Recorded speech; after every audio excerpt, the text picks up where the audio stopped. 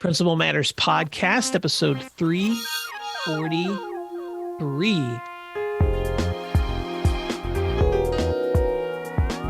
Hi, friends. This is Will Parker, host of Principal Matters, the School Leaders Podcast, where each week I bring you inspiring, innovative, and imaginative ideas for your own school leadership. This week, we're going to talk about supporting resilience in education with my special guest, Dr. Brooke Tuttle. Brooke Tuttle serves as the director of the Center for Family Resilience at Oklahoma State University. The mission of the Center for Family Resilience is to strengthen university and community capacity to prevent risk and promote resilience for individuals and families across Oklahoma by connecting research and practice. In her role at the center, Brooke leads community-based research and translational science initiatives around topics of youth development, offender reintegration, health disparities, and children's mental and behavioral health prevention.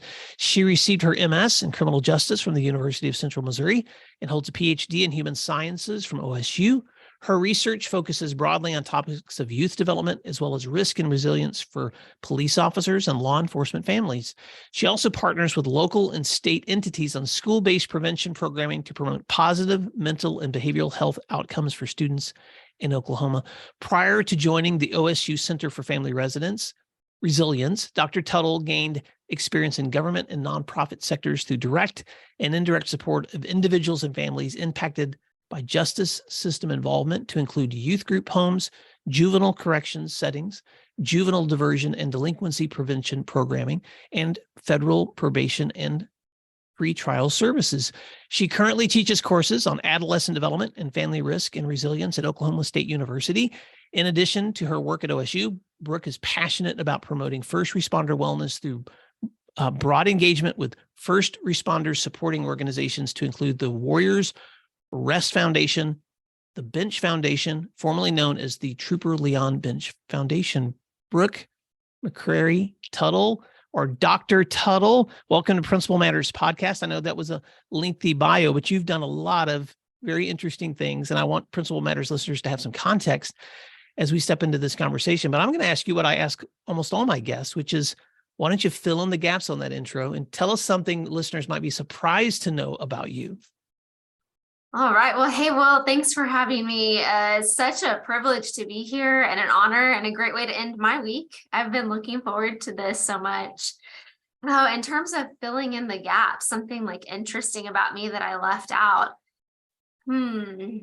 Let me think. Well, I'm from Kansas City, Missouri, and I don't know if this was in the bio, but I also have some experience in the national security world. And so I did some work on military bases for a while doing security clearance investigations. So I've had a pretty unorthodox trajectory into how I got to where I am now, and I'm sure we'll kind of unpack that. But it's all broadly related to the well-being of people, right? That's what I'm about. So it is about the well-being of people. And I'll say something else that people may be surprised to know about you.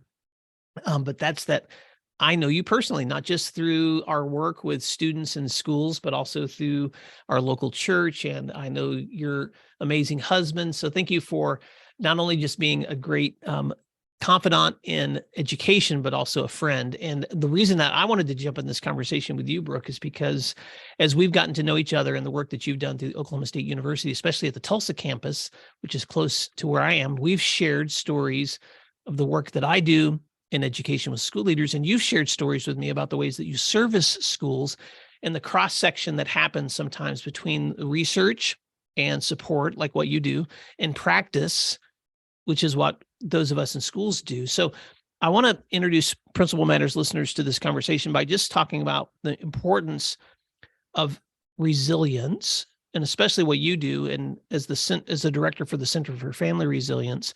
So let me ask you to set the stage. Can you tell us what led you into this work and what motivates you in it? And then we'll talk a little bit more about some of the things that the Center for Family Resilience does. Yeah, absolutely.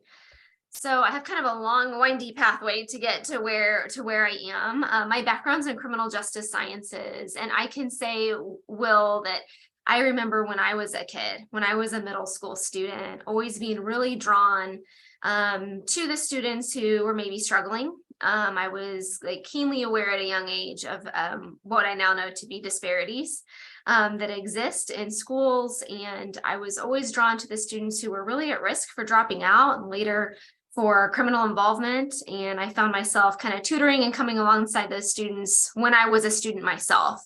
This really kind of led to my interest in developing passion for juvenile justice work. And so I went on to study criminal justice sciences with a focus on juvenile justice back in Missouri for my undergrad and graduate degree. And then after kind of taking a detour and working in the national security realm on some military bases doing security clearance investigations, I really wanted to get back to working with young people. I had spent quite a bit of time in internship experiences and work experiences in a variety of juvenile diversion settings and justice involved settings for young people. And I missed that work. And so when I relocated to Oklahoma, I found myself first teaching at high school students at Tulsa Tech in the criminal justice department. So that was fun. I did that for a short while and then really kind of planted some roots in nonprofit youth work. And so I worked at Youth Services of Tulsa in juvenile prevention programming or juvenile diversion programming with youth and their families, youth who had been in trouble for minor crimes, trying to keep them diverted away from further court involvement through kind of education and prevention programming. And did that for a few years and absolutely loved serving youth and families in that way. And so it was really fostering my passion for doing that work. And it was really fulfilling, Will. But I remember just very clearly at one point when I was at Youth Services of Tulsa thinking, man, could I have a little bit more of a treetop view on some of these issues? Could I have a little bit more of a macro level impact? I want to be in a position where I can have a little bit broader reach on some of these issues, which led me to the PhD program in human sciences at Oklahoma State University, where I was able to learn from a lot of wonderful people, had some great mentorship here and still do, and developed some skills in research and program evaluation and learned more about evidence-based programming and prevention strategies. And now I'm able to help the helpers. And so instead of working in direct service with youth and families in those settings, really at the center here, we are coming alongside schools and organizations who serve youth and families. And we are helping to kind of bridge that gap between research and practice. And so we're wanting to really get the emerging research and science into the hands of practitioners, of educators, of family members, so that they can do the best work possible. And that's what I'm really passionate about. That's what motivates me. You know, Will, there's this crazy gap between research and practice that's really, depending on who you talk to, it's anywhere between 10 and 14 years between when we find out interesting research findings and when they really trickle down to impact people in the field and impact families directly. And that's just too long, you know? And so I look at things like the pandemic and how rapidly our world has changed in the past 3 years. And we don't have 14 years to sit around and wait. And so centers like ours have the unique privilege of helping to kind of bridge that gap and move that research out a little bit quicker, hopefully. Well, it's one of the things that I love about doing this show, Brooke, is that, and I can call you Brooke or Dr. Tuttle, but since we know each other, I'll call you Brooke. But one of the things I love about doing this show is, first of all, I'm a very curious person, so I'm always learning. And so anytime I meet someone whose field intersects with mine, but even when I meet someone whose field doesn't, I'm still very curious.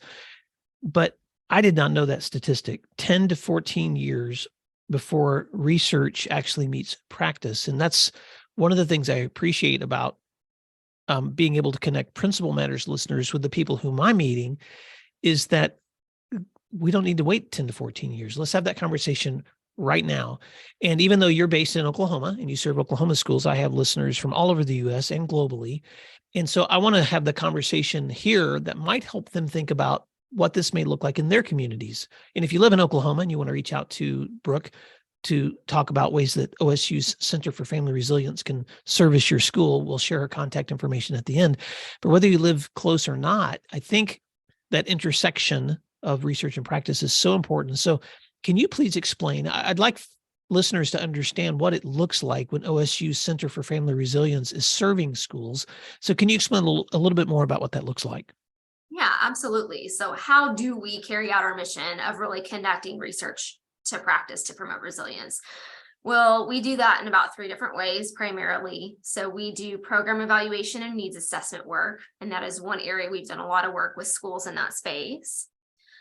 So helping them understand student needs, family needs, using data to make informed decisions about programs and policies and practices that they're kind of implementing or deciding to get rid of in their school sites. We also provide technical assistance. And so we will take what we know from research and science and kind of the new stuff that's coming out and the stuff that's been around for a long time. And we will leverage university resources with community strengths and the insights from site leaders, principals, if we're talking about schools, nonprofit leaders, if we're talking about nonprofits, and community members themselves. We will kind of leverage all of those things to provide some strategy sessions, some technical assistance, some coaching, if you will, to schools and community partners as they do things like make plans, strategic plans, action plans to really support whole child needs, specifically in the mental and behavioral health realm. And so, we do the program evaluations and needs assessments. We do technical assistance sessions and kind of workshops that leans a little more like professional development sessions. And then also we do just translation and education of research. And oftentimes, that looks like monthly research to practice seminars. We're in the middle of a seminar series on kind of health and wellness right now. We do annual conferences on resilience. And so we're always looking for ways to, and people who want to share their research with folks. And we're looking for folks who want to inform research, who want to say, here's a problem I'm facing in my school or my agency. How can we solve this? Is there any researchers that who might want to tackle this together? And so we're really just trying to kind of be that bridge, that matchmaker, if you will, and foster opportunities for research to inform practice and also for practice to inform research. Wow. Okay. So Principal Matters listeners, you may have heard me mention Dr. Brooke Tuttle in a previous episode. So if anyone's listening for the first time, you won't have context, but if you're a longtime listener, I think it was episode 337 that I had Dr. Helen Kelly on, who's a British author and educator who wrote a book called School Leadership Matters: How to Prevent Burnout in Education, and specifically for education leaders. And Brooke, we were talking about in my conversation with Dr. Helen Kelly just about what the research that she's looked at in terms of the number of people leaving the profession because of how difficult it is emotionally, in terms of time management, but also because of the emotional toll that the work takes on them as well. And so before I lose you, I'm going to hold this question for later, but I want to come back because I mentioned in conversation with her that you've done some research in the effects of those similar tolls that happen within the work of law enforcement, especially in the concept of moral injury, that managing really, really difficult emotional situations in the line of service. And so I want to come back to that in just a little bit. But before I do, so I'm whetting the taste of our audience because this is a topic that I want to pick your brain on. But before I do, I want to stay here because with those 3 areas, program and needs assessments, technical assistance, and translating education into seminars, conferences, keeping people up to date on that work. What are some examples of how you're currently serving schools? And then how can they apply those lessons in their own practice? Yeah, absolutely. So one way that we've done some of that technical assistance and program evaluation work is really there's some current school-based prevention work that we're doing in collaboration with the Oklahoma Department of Mental Health and Substance Abuse Services. So they're a big partner for us. And we have been providing supports to several school districts across the state as they develop multi-tiered systems of support, so MTSS action plans, specifically around behavioral, emotional, and mental health prevention. And so you had a recent episode about RTI and MTSS, and it of course ranges, obviously includes academics and whole child needs. Really where our center focuses is kind of on risk prevention and health promotion, really related to primary prevention, universal practices that are going to buffer against substance use risks for kids, bullying, school violence, tobacco use, marijuana use, you name it, mental health concerns, anxiety, depression, suicide ideation. We're really firmly planted in kind of the part of the triangle that's looking at primary prevention for mental and behavioral health concerns of students. Wow. So we come alongside schools and we talk about all things, primary prevention in that area, everything from selecting evidence-based programs and practices that really meet needs of their specific school sites, the local needs. And we do that by helping schools look at different data sources that they have maybe internally, hearing from teachers, hearing from students and parents, looking at larger, state level data and even national trend data to see what are some of these pressing and emerging issues that our students are facing, especially in the heels of the pandemic, right? And after we kind of understand the need and help them see the need, and they've identified some target areas they want to address, our team comes alongside them and helps them pick and select, evidence-based programs that are proven to be effective. Why might this be a good fit for your school? What grade bands might it be good in? What are going to be some barriers or landmines we might step on if we try to do this in your school? Who's going to champion this? How will you roll this out? We do timeline planning. We do communication planning. We talk about how to engage parents in that process, make sure they're very aware of what's going on in the prevention realm. We just really walk schools through all aspects of that. And so I think that's an example, a really key example of something we're doing lately. We've been doing this work for a few years now, and we're going into kind of our 4th year in this work. And that's an example of how our center services schools and comes alongside schools. Wow. Okay. So I'm just going to pause there for a moment and say, first of all, that's incredible. What a wonderful way to take the expertise and the research and the resources that you have at a university and then connect them back to the communities that you're serving. So I'm going to ask a question that a Principal Matters listener might be asking who's outside of the Oklahoma area. First of all, if you live in the Tulsa area, or you live in the Oklahoma City area, or you live anywhere across the state of Oklahoma, you should already be ready to write down the contact information for the OSU Center for Family Resilience so that you can figure out how can we partner with this, because what an amazing way to provide an additional research-based resource organization that can help funnel ideas and best practices into the work that you're doing with students. But Brooke, let's pretend that I'm not in Oklahoma.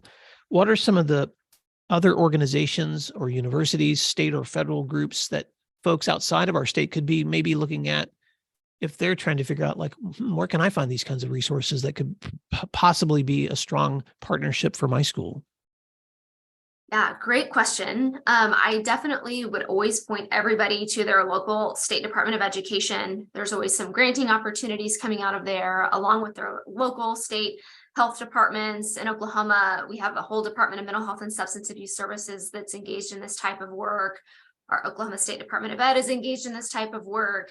So look at the state level. If you're in an area where there's tribal resources are phenomenal, especially in terms of prevention. When we're talking about substance use prevention, violence prevention, child nutrition, a lot of whole child needs, they can really be a strong partner for school districts, both within and outside of our state, depending on where you're located and who's in your area. And then just kind of broadly, not specifically, but I'm always an advocate of find a university partner. Find a university partner, be willing to kind of reach out and engage and break down some silos, because you will find faculty and graduate students and centers and institutes who are skilled in some of these things or who have an interest in learning it and coming alongside you. And I think it can be a real big asset to any size of school district, but especially for rural school districts across this country. Tapping into university resources is just a really smart thing to do, I think, because sometimes, whether that's building out data infrastructure or doing some of that evaluation work, collecting data that's going to help inform decisions, those are going to be some things that, our larger districts sometimes have whole evaluation and assessment teams available to them. Our smaller districts do not, right? And so being innovative, creative, and not afraid to partner and reach out to see what types of resources are in your area that you could kind of pull together to do something like this in your part of the world. That's such wise feedback, Brooke. And for Principal Matters listeners, you may be in an area where you already have strong connection, whether you're urban or suburban, to a nearby university or maybe someone within your state department or someone that you know in a family resource center, or because sometimes population sizes determine institutions or organizations that are available. But you're right, Brooke, sometimes for those of you that are listening that maybe are in outlying areas or rural communities, don't be shy to pick up the phone and call someone at a university and say, hey, here's the need that I have. And I'll give you an example, Brooke. When I was leading at Skytook High School, which is a rural community north of Tulsa, Oklahoma, and Skytook is still close to Tulsa, but outside the city, we were encountering some students that were second language learners coming in, and we had no one on our team who was second language or English language. No one was certified for second language learners or trained in that kind of skill set. And you know how difficult it is to find teachers already and staff in Oklahoma with the difficulty to find certified employees. So I just picked up the phone and started making some phone calls to a couple of universities in town and just asked them who within your community has strong connections to language acquisition programs, to language learners on your university campus. And they put me in contact with one of the ladies at that time who was working in their graduate program with language learners. And she began to travel to our district and work directly with our kids. We were able to hire her as a part-time employee to put her on a contract so that she could work with us part-time and help transition those students in our community into stronger classroom engagements and language acquisition. She introduced us to another person that took over the year after that for her. And so you're right. Sometimes just recognizing that even though that expertise may not exist in my community, our universities often have wide ranges of connections to people who do. Sometimes we don't connect the two together. Anything you want to add to that before I ask my next question? No, the only thing I would add to that, Will, is all universities are awesome. I'm a huge higher ed fan, right? But if you're really, every state has a land grant university. Oklahoma State just happens to be the land grant university, where part of our mission here is to go out and serve Oklahomans, right? And so we have a presence. The university has a presence in every county in the state. And so you could also look to your local land grant within your state and see if there's related or similar resources that I'm describing here, because you may find something there. Wow, that's so practical. Thank you for that. I'm curious, this is my next question, Brooke. What are trends that you're seeing on the horizon for supporting students or family well-being, and how might those trends influence the ways that leaders and those listening to this program need to be prepared to serve students? Yeah, so what trends are we seeing in terms of things that are impacting students and families, and how is that helping us guide schools? I'm going to kind of go back to the drum I've been beating probably this whole chat. Is we're really kind of working the prevention space with schools, mental and behavioral health prevention. And because of the pandemic and what we are seeing in the data at a national level, when we look at landscape data at the national level, we need prevention. I was looking at some data from the YRBS. The CDC does a big kind of landscape surveillance risk survey. It's the Youth Risk Behavior Surveillance survey that goes out, and they looked at trend data from 2011 to 2021. So obviously this captures the height of the pandemic as well. And we're seeing, as we expect, unfortunately, very poor mental health outcomes and some real challenges for our young people, for our students across this nation right now, particularly for female students and for students who identify as LGBTQ+. This is, I think, what everybody expected, but the statistics are pretty alarming. A couple of things I pulled when I was preparing for this chat, was looking at that kind of highlight trend report. In 2021, YRBS is showing that 60% of female students experienced persistent sadness and hopelessness, and 25% of female students surveyed had made a suicide plan. Numbers were even higher for our students from the LGBTQ+ community. So what is, predictable is preventable. So these things are happening. We knew this was coming. We can get out ahead of it. We can do some things to protect kids from this and minimize the effects of the pandemic. And on them. And we know that school connectedness matters. And so I want to definitely leave a positive note here. I say prevention, prevention, prevention, and relationships are prevention, right? At their core. And so I know you've had guests on here that talk about the importance of intimate relationships between staff and students and the power of connection. And we hear things thrown around, which there's so much truth in these kind of cute quotes, but it's like relationships before rules and connection before correction. All of that is true, right? And so school connectedness, while we know that the cards are kind of stacked against some of our young people right now in terms of risks to their behavioral health and mental health, we also know the school connectedness and positive caring adults really matter, and they are some of the largest protective factors in a young person's life. And we know that school is a safe haven, can be a safe haven, and is a place where so much development and growth, socially, emotionally, physically, relationally, so much more than just academic growth happens, right, in the schoolhouse and in the school. And so I think the way we take this information and we say what's coming is we need more prevention, health promotion to kind of mitigate some of this risk, is we go back to relationships.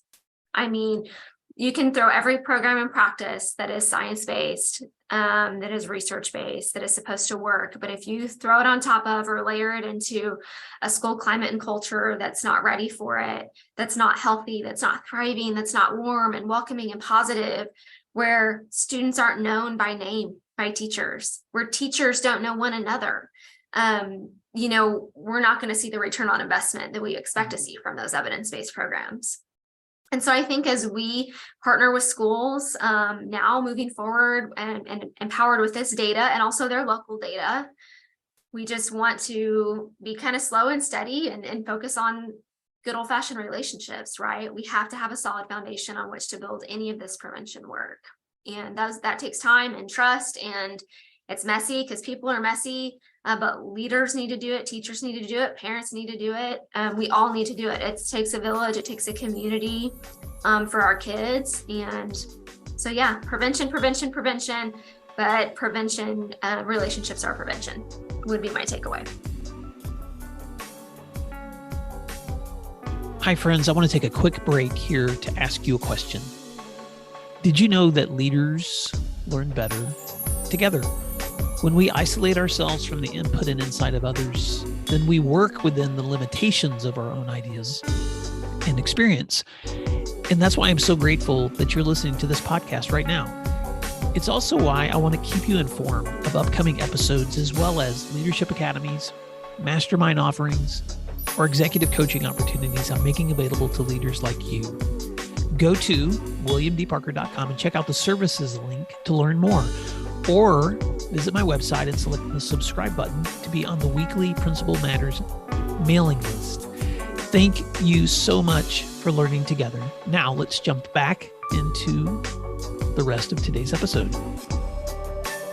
Wow, Brooke, I'm just getting almost emotional as you're sharing these statistics, but then also your follow-up, because I just want to reiterate a couple of things that you said, because for those of us who are in practice, we live these things. And I know principals especially, and school leaders especially, live the statistics you're describing.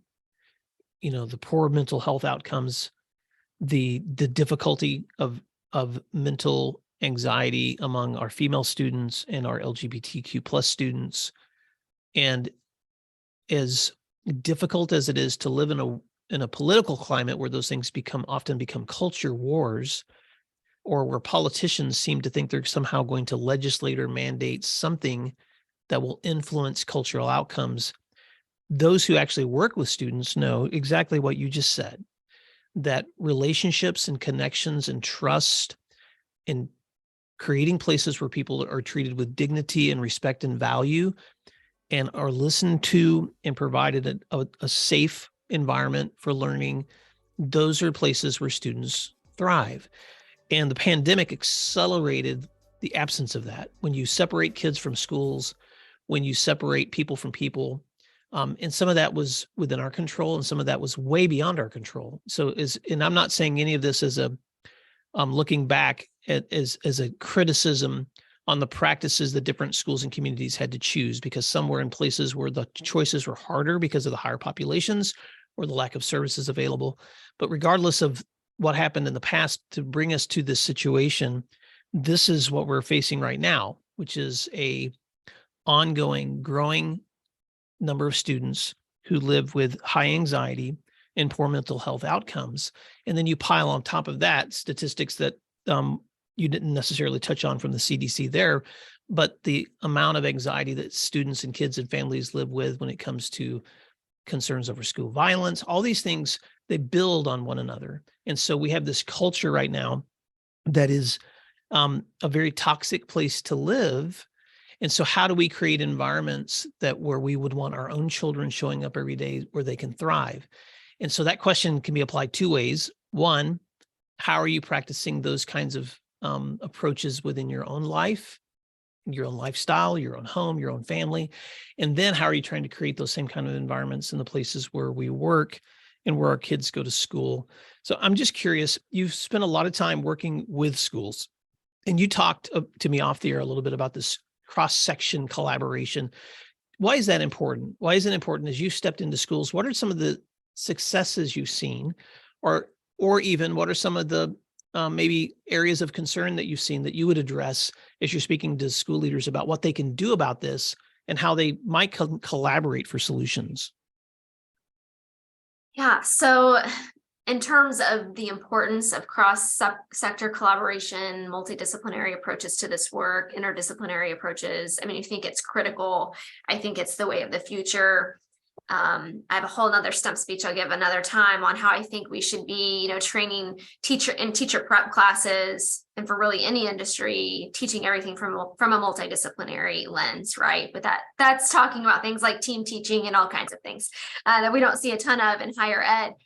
But I think it's critical because schools are so strapped and stretched thin, and they're at capacity, and yet day after day, they have more burden on their shoulders. They're the pseudo parent, they're the pseudo counselor, they're the pseudo police officer. I mean, they are expected to do so much more than educate kids, right? Which was the primary focus, right? And why many of our educators went to school in the first place. With the increasing demands, we need to see increased partnerships and collaborations, and those are hard. But I think that is the best way to leverage community resources to meet student needs, and to not completely max out teachers and educators because they can't do it all. They shouldn't have to do it all, but together we're better, right? And so when you reach out to community mental health agencies, to tribal partners, to universities, to local nonprofits and food pantries, and you maybe think of innovative ways to meet student and family needs in the school, but utilizing and pulling all these levers at the same time, I think that's the way of the future. And that's the only way to reduce any burden on teachers and also increase supports for students simultaneously.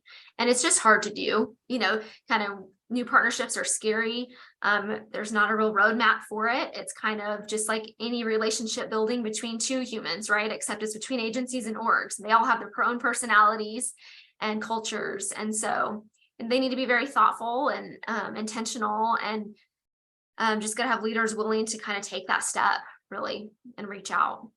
Well, Principal Matters listeners, you're going to get Brooke's contact information here at the end of the conversation. And I want you to, if you don't already have connection with a partner, I want you to consider reaching out to Brooke and just asking for some suggestions, because you may have she may have access to some ideas and suggestions and partners that could help you in your community.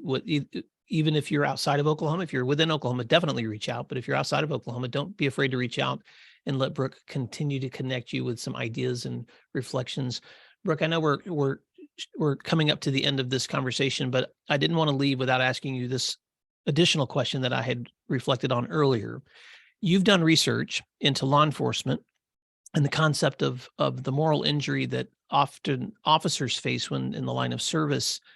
And I've been really curious because I've mentioned you in conversations with leaders who are struggling with their own emotional toll in leadership. I know I don't have my own personal access to research on this like you've done with law enforcement, but I have a lot of experience and practice watching educators struggle with some of those same emotions. So before I lose your expertise, I just wanted to ask you for some of your thoughts on the ways that you see some of that research trending in the field of education.